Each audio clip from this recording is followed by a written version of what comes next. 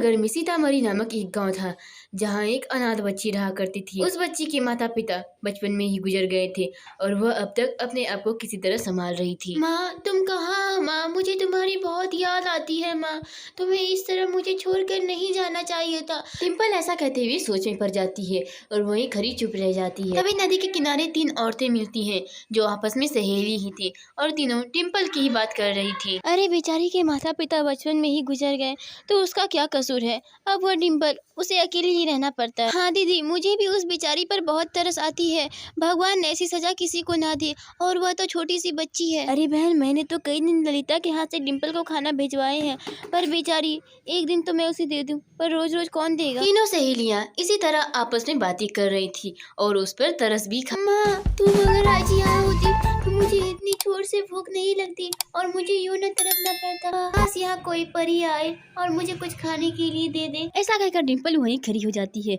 और सोचने पड़ जाती है। जैसे ही उसने ऐसा कहा वहाँ पर एक जादुई बला उत्पन्न होता है जिसे देखकर डिम्पल हैरान रह जाती है। कहो डिम्पल क्यों पुकार रही थी मुझे?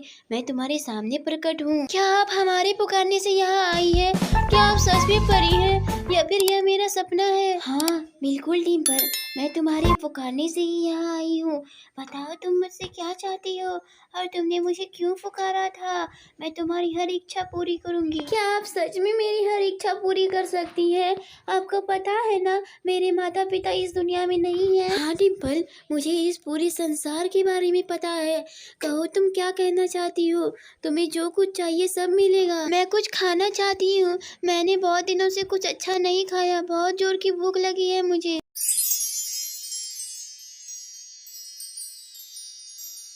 जैसे ही डिम्पल ने भूख की बात कही परी ने जादू से उसके लिए बहुत सारे खाने मंगा दिए। आप सच में बहुत अच्छी हो परी। क्या आप मेरे माता पिता को वापस ला सकती हो? अरे कृपया आप मुझे सुंदर बना दे क्योंकि मेरे कपड़ों की वजह से सब लोग मुझे जज करते हैं। परी फिर से जादू करती है और इस बार डिम्पल एक सुंदर लड़की में बदल जाती है। क्यों डिम्पल हो गई ना तुम्हारी सारी ख्वाहिश पूरी?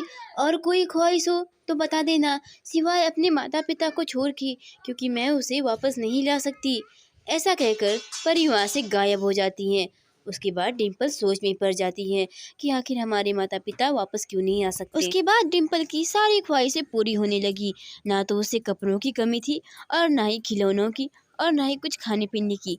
मानो खिलौने से उसका पूरा कमरा ही भरा पड़ा हो। माँ आज मेरे पास सब कुछ है पर अफसोस इस बात का है कि तुम मेरे पास नहीं हो। काश तुम मेरे पास होती तो हमें और भी दिल लगता यहाँ पर।